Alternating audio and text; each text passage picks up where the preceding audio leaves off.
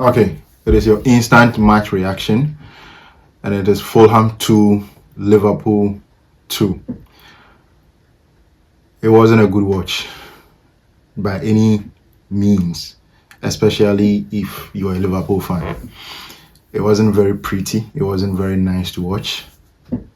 It ended 2-2 with 2 goals in stoppage time.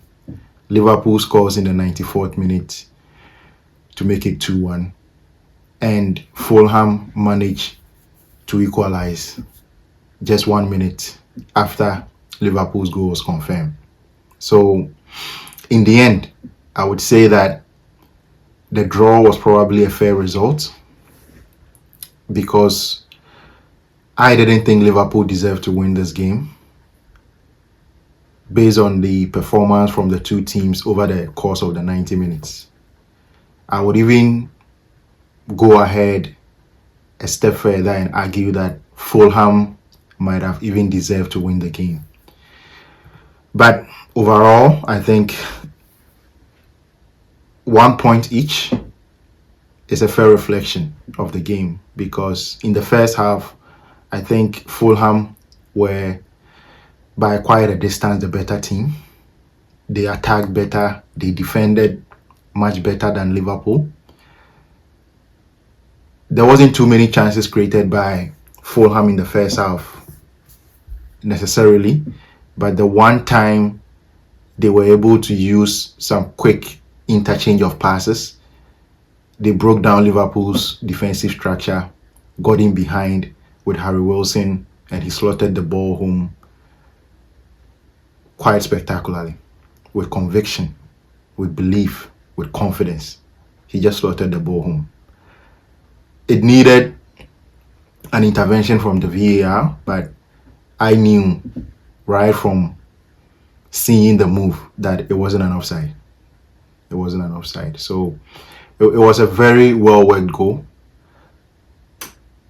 But aside that, I don't think Fulham created much in the first half.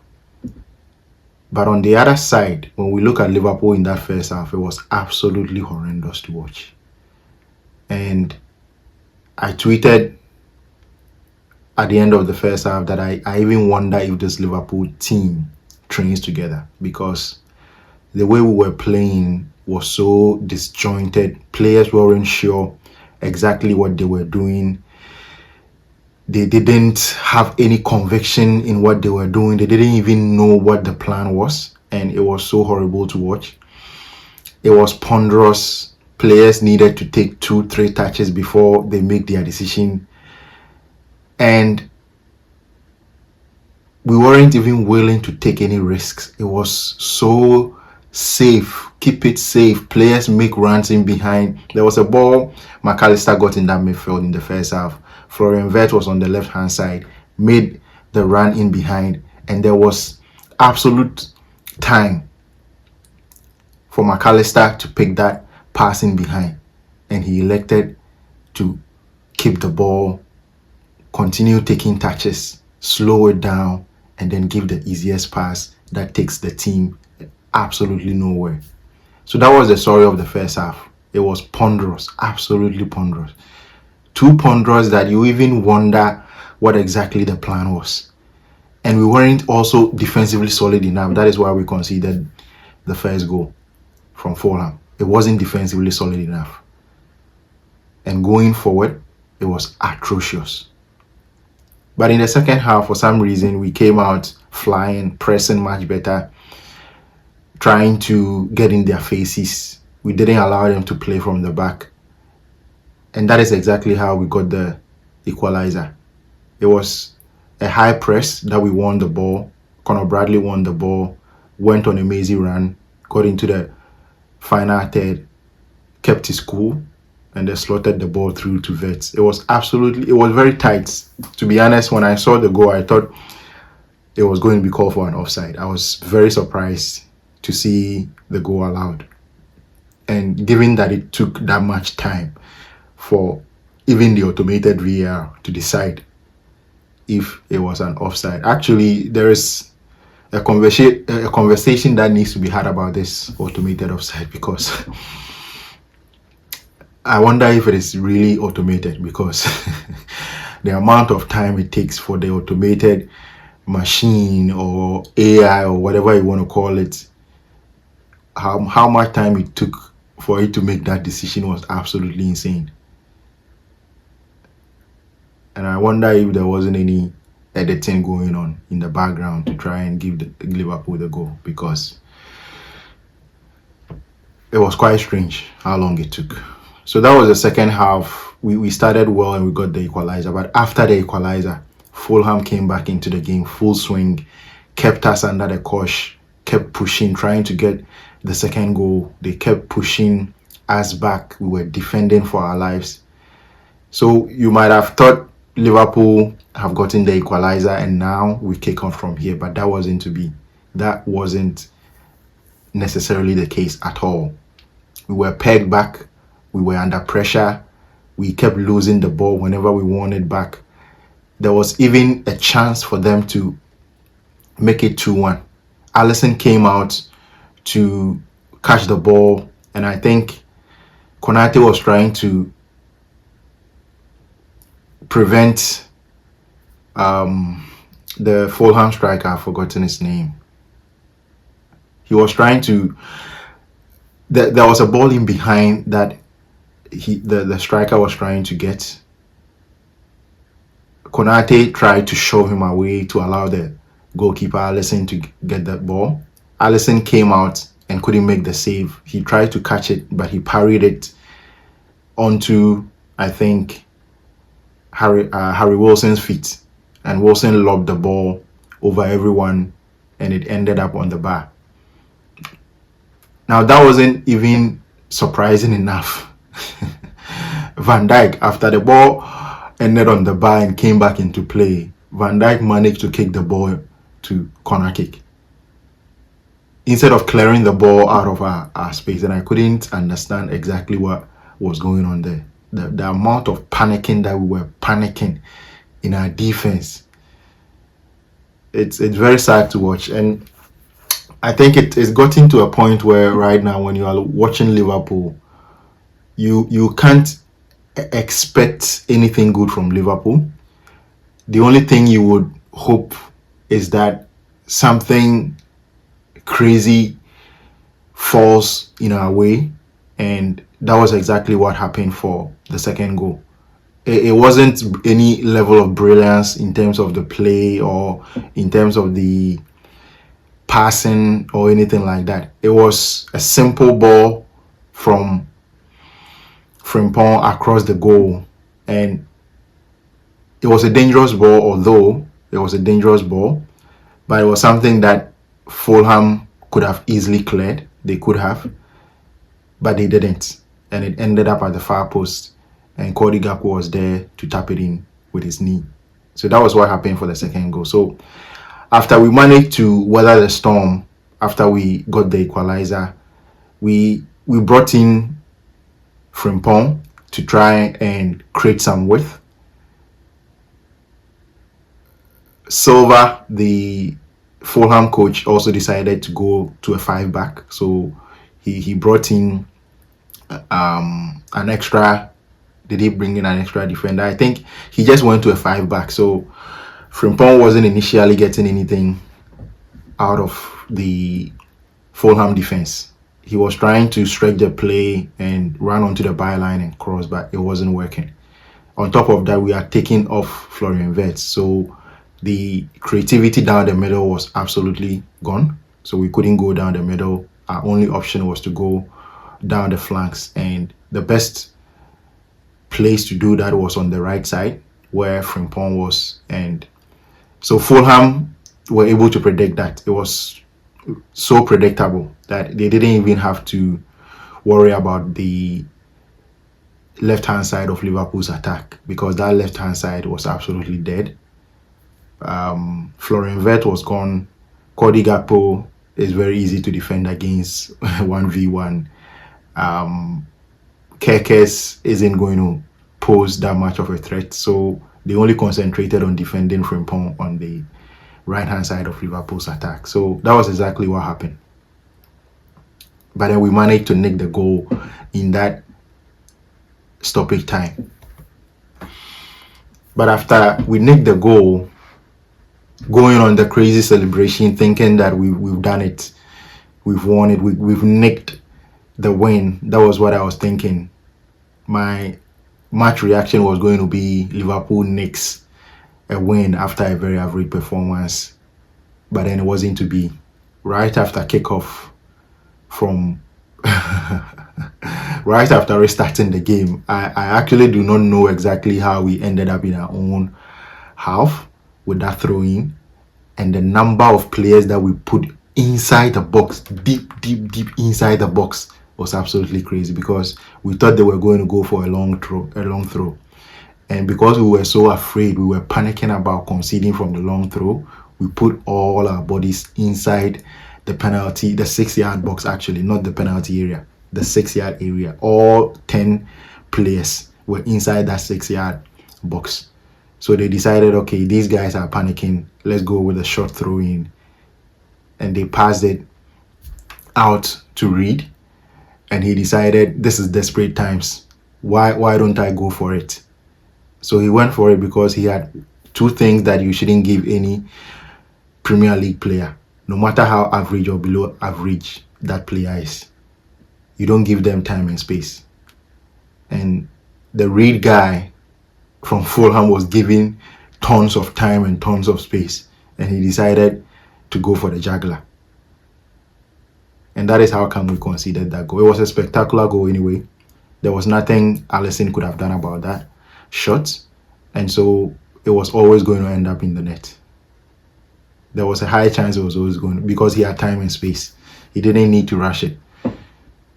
Take a deep breath and just let it fly and see what happens. And that is exactly what Reed did. So we conceded the last minute goal right after we got the equalizer in the stoppage time. So I think it was 96th minute that we conceded the goal.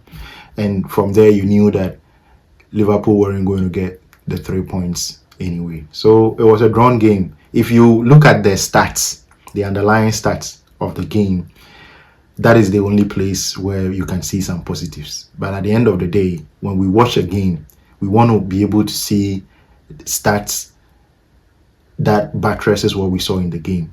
This game didn't pass the eye test for me. It wasn't a good watch, especially from Liverpool's point of view. But in terms of the stats, Liverpool had ball possession 58%, with Fulham having 42%. The expected goals, Liverpool had 1.35 and Fulham had 0.75. So basically, when you look at it, Fulham overperformed their XG. Liverpool also overperformed their XG slightly, but because Fulham overperformed their XG much more, they, I think, played much better, because they were able to score 2 goals from very little, right? The number of shots on targets, there were 2 each. Big chances, Liverpool got 3 big chances. Where did these 3 big chances come from, really? Because I don't really recall us getting that many chances. Okay. The big chances for Fulham had 1 big chance. Big chances missed. Liverpool missed 1 big chance and 0. Yeah, but if we had, okay, so it means that we scored from 2 of our big chances and we missed 1. Okay. Yeah, in terms of the only thing I liked about this particular game was the fact that in terms of our defense, tackles, interceptions, blocks, clearances, we dominated all those metrics by far, except the blocks. We had 3 blocks as against. Actually, I'm reading this wrong. Fulham dominated all the defensive stats. Really, they dominated all the defensive stats. Duels won, they dominated them. Tackles, they dominated every single one of them. So I think if we want to see the reason why Liverpool didn't deserve to win this game, these are some of the things that we can look at. Tackles, Fulham had 15 as against Liverpool 7. Interceptions, 10 for Fulham, 4 for Liverpool. Clearances, 40. Liverpool had 23. Duels won. Fulham won 37 duels as against Liverpool's 29. The ground duels percentage, Fulham won 53% of their duels. Liverpool only won 47. Aerial duels won. Fulham had 62% of aerial duels won. Liverpool only had 38%. Successful dribbles, they had 5, which is 56% of successful dribbles. Liverpool had only 4, which is 50%. So the only metric that we dominated, which we always do, because teams know that we can't produce anything from those dominance, is the passes. We dominated the passes, touches, the accurate passes, the touches in opposition box. We dominated all that, but everybody knows that nothing is going to come from that. And today, when I saw the lineup without Hugo Ekitike, I knew that this was going to be a very, very hard watch, because I really didn't see where the goals were going to come from. I really didn't.